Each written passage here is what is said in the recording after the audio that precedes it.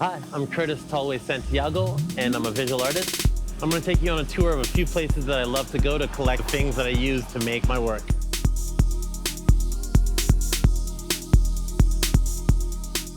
Let's go.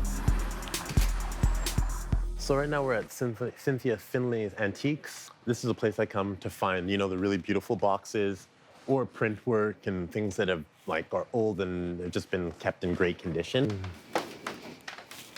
Tell me what we're up to these days. Plastic, wood? I think Art Deco, the old plastic boxes with any sort of detail are cool. Okay. But even as I see, there was a... see what we found, because what I did is I asked people... I always dreamed of being like a Michael Jackson, Prince type character. And so I dove into music from the age of probably, I think the first time I sang on a stage was probably 8 years old. And I still make music. But I realized that I always drew, and my eldest brother was an artist and is an artist, and I always would sit beside him and paint, but I didn't take it seriously. I didn't think I could have a career in it because I couldn't draw like him. And then one day he showed me Basquiat's paintings, and that sparked a whole new fever for me. I don't know what this is, what is that? but it looks like a beauty. It's had a bracelet in it. This one is perfect. It's a nice larger size, and I love how there's room at the top for my figures. My manager had moved me to Vancouver, and to combat the gray and getting to know a new city, she bought me a paint kit. And I was painting, and I was working in music, and I got to this point where I had some of the top record execs coming to the studio to listen to me record, and they were like, "This is amazing, but we don't know how to market the sound to black kids, and we don't know how to market the sound to white kids." I threw my hands up, and I decided that I could finally tell the stories that I wanted to, and what was bringing me so much joy was just to create. What I was doing at the time was I was almost like a Pollock, throwing paint on plastic sheets, house paints, bright colors and stuff, then peeling them off, and then creating landscapes, creating different images like that. And I was working with that, and then one day, the guy I would buy collage materials from, because I was experimenting with collage, threw me a ring box. And he was like, "Well, let's see what you do with this."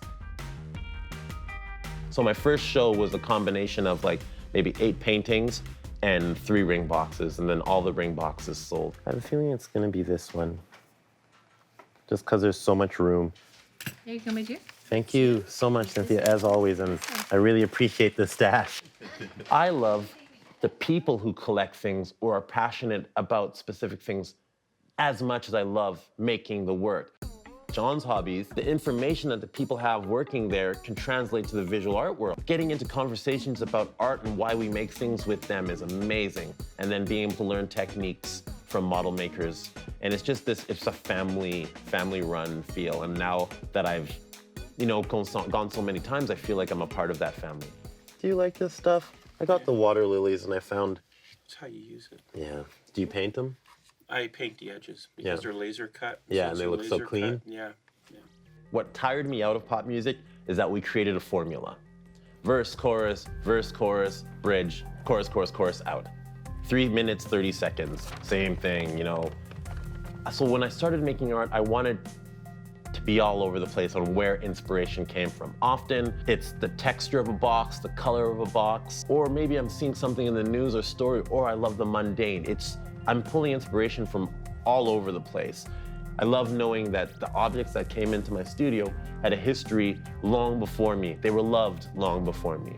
But it's not until I get my hands on it and I start discovering the story that it wants to tell me, because I can't dictate what I'm going to do. I've tried that previously, this idea is going in this box. No, the box has to let itself talk. What I'm really excited about is November 12th. For the first time, I'll be showing at the Studio Museum in Harlem. I'm excited because it's my first institutional show in America, and it came years before I ever thought. I didn't even know I was on their radar. Icing on that cake is that I get to show a piece that I'm currently just repairing and working on is my portrait of Eric Garner, who was the man who was murdered in Staten Island, put in the illegal chokehold for selling loose cigarettes. I looked at Goya's Porqué, and the YouTube images of the final moments where his hands outstretched, and they mirror each other in composition.